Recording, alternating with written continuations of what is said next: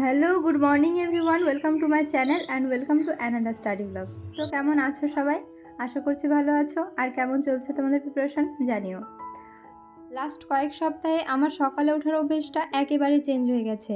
Literally আগে আমি রাত 11টার আগেই ঘুমিয়ে যেতাম, আর এখন এএনএম জিএনএম মক টেস্ট দিতে গিয়ে রাত্রি 1টা 1:30 তো বেজে যাচ্ছে।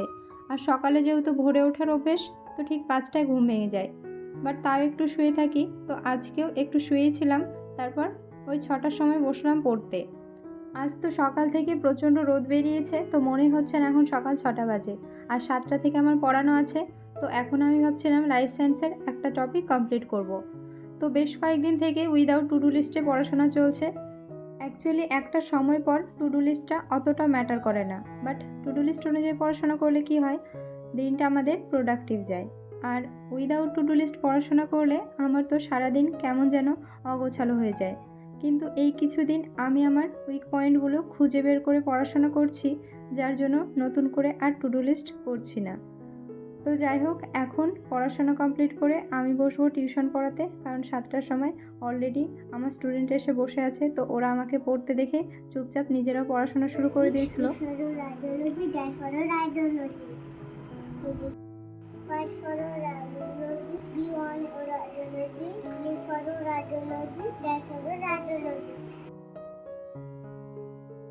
তো ওদের পড়িয়ে উঠলাম প্রায় 9টার সময়, দেন খাওয়া দাওয়া করে আবার বসলাম পড়তে।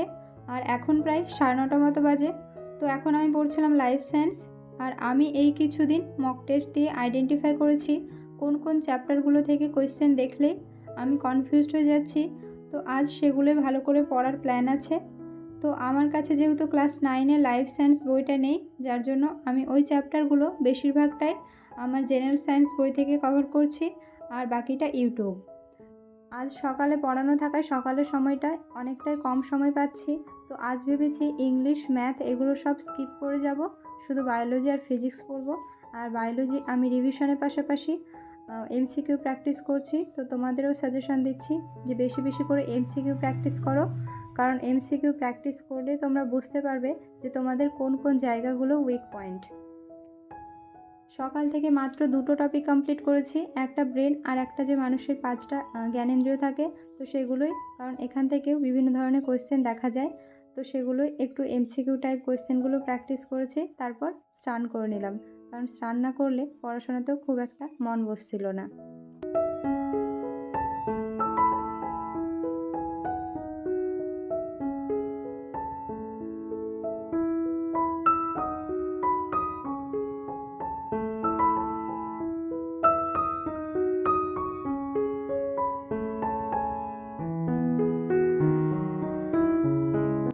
তো যাই হোক, স্নান কমপ্লিট করে আমি শুরু করলাম ফিজিক্স।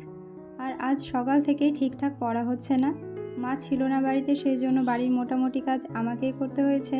তারপরও বেশ সময় ছিল, বাট আমি নিজে ওয়েস্ট করেছি। তো এখন বাজে প্রায় দুপুর 1:30 মতো। এখন আমি ফিজিক্সের 2টো চ্যাপ্টার ভালো করে রিভিশন করব। আর বিকেলে আমার যেহেতু পড়ানো নেই, সো অনেকটাই সময় পাবো। তো এখন আমি পড়ছিলাম বিভিন্ন প্রকারের ধাতু, যেমন aluminium, magnesium, zinc, iron, copper. তো এগুলো যদিও আমার এগুলো পড়তে ভালো লাগে না, বাট মক দেওয়ার সময় অনেক কোয়েশ্চেন পাচ্ছি, তো সেই জন্য বাধ্য হয়ে পড়তেই হচ্ছে। আচ্ছা, তোমরা আমাকে কমেন্টে বলো তো আমার মতো কে কে আছো যাদের ফিজিক্স পড়তে একদম ভালো লাগে না। তো যাই হোক, এই চ্যাপ্টারটা কমপ্লিট করে আমি শুরু করেছিলাম আরও একটা চ্যাপ্টার, সেটা হলো কয়েকটি গুরুত্বপূর্ণ মৌলের ব্যাপারে, যেমন অক্সিজেন, হাইড্রোজেন, নাইট্রোজেন। তো এই বইটা কিন্তু অনেক ভালো, জানো তো, যে কোনো কমপ্লিকেটেড জিনিসকে অনেক সুন্দরভাবে গুছিয়ে দেওয়া আছে। তো আমার তো বেশ ভালোই লাগছে পড়তে, বাট অনেক ঘুম পেয়েছিল, সেজন্য একটু ঘুমিয়ে গিয়েছিলাম। আর তারপর বিকেলে ঘুম থেকে উঠে দেখি এখনও অনেক রোদ বাইরে, আর এখন প্রায় 5:30 মতো বাজে। তো এখনও প্রচণ্ড রোদ। বিকেলে ছাদে বসে বসে মক টেস্ট দিচ্ছিলাম অনলাইনে, আর তারপর দিদিরা ফোন করেছিল। তো ওদের সাথে কথা বলতে বলতে এখন প্রায় সন্ধ্যা। তো আজকের ওয়েদারটা অনেক সুন্দর লাগছিল, আর আকাশটা তো মারাত্মক সুন্দর। তো ভাবছিলাম ছাদ থেকে আজকে নামবই না, বাট কী আর করা যাবে, পড়াশোনা তো করতে হবে। তো সন্ধ্যা নামার পরে ছাদ থেকে নেমে এখন বসলাম মক টেস্ট দিতে। আজকে আমি জেন অ্যান্ড জাসওয়ালের যে প্র্যাকটিস সেট বই আছে এএনএম জিএনএমের, তো সেই বই থেকে সেট নম্বর 22 করছিলাম।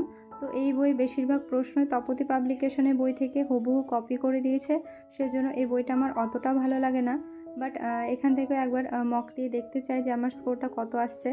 আর আজ যেহেতু আমার ওএমআর শিট নেই, তো সেজন্য 1 থেকে 100 পর্যন্ত লিখে নিয়েছি খাতায়।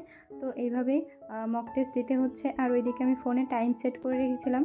আর আজ আমি একটু কম সময় নিচ্ছি, কারণ ওএমআর শিটে গোল করার কোনো ব্যাপার থাকছে না। তো আমি আজকে এক্সামটা দেবো 1 ঘন্টা 10 মিনিটে। আর তোমরাও যদি আমার মতো এরকম বাড়িতে এক্সাম দাও, তাহলে কিন্তু একটু কম সময় নিয়ে পরীক্ষা দিও, কারণ বাড়িতে যদি কম সময় নাও তাহলে এক্সাম হলে গিয়ে তোমাদের টাইম নিয়ে কোনো প্রবলেম হবে না। আর অ্যাকচুয়ালি এএনএম জিএনএমে এমনিতেও টাইম নিয়ে আমার মনে হয় না সমস্যা হবে, কারণ অনেকটাই সময় দেয়, প্রায় 1.5 ঘন্টা। তো আশা করছি কোনো প্রবলেম হবে না। এদিকে আমার মক টেস্ট দেওয়া প্রায় কমপ্লিট। আর এখন আমি খাওয়া দাওয়া করে একটা অনলাইন ক্লাস করব, আর তারপর আমি আমার স্কোরটা কাউন্ট করব। তো চলো শেষ পর্যন্ত দেখতে থাকো আজকে আমার মক টেস্টের স্কোর কত আসছে। আমার মনে হচ্ছে না খুব একটা বেশি আসবে, কারণ আমার অনেকগুলো ভুল হতে পারে, কনফিউশনের সাথে অ্যাটেম্প্ট করেছিলাম তো। আর আমার কনফিউশন যেগুলো থাকে সেগুলো যদি করি তাহলে সেগুলো ভুলই হয়।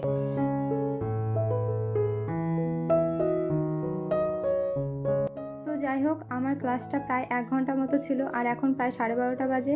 তো এখন আমি আমার স্কোরটা কাউন্ট করছিলাম। আর তোমরা আমাকে অবশ্যই কমেন্টে জানিও যে তোমাদের ক্যাটাগরি 2 থেকে টোটাল কত স্কোর হচ্ছে। আমার তো 13, 14, 15-র বেশি হচ্ছেই না, কারণ আমি ভয়ে সবগুলো অ্যাটেম্প্ট করতে পারছি না। আর বেশিরভাগ অপশান, যে কোনো একটা অপশানই টিক করছি, তো সেই জন্য আমার স্কোরটা অনেকটাই কমে যাচ্ছে। তো তোমরা কীভাবে করছো সেটা আমাকে অবশ্যই কমেন্টে জানিও, তোমাদের স্কোরটা কেমন আসছে সেটাও জানিও। তো আজকে অনেকগুলোই ভুল হয়েছে, প্রায় 13টা, আর আমার টোটাল স্কোর দাঁড়িয়েছে 54.75। তো যাই হোক, তোমাদের স্কোরটা আমাকে কমেন্ট বক্সে জানিয়ে দিও। আর আজকের ব্লগটা এই পর্যন্ত থাকলো, দেখা হচ্ছে নেক্সট ব্লগে। ততক্ষণ সবাই ভালো থেকো, সুস্থ থেকো। আর আমার ব্লগটা কেমন লাগলো জানিও। ভালো লাগলে লাইক, কমেন্ট, শেয়ার করে দিও। আর চ্যানেলে যারা নতুন তারা অবশ্যই সাবস্ক্রাইব করে দিও। টাটা।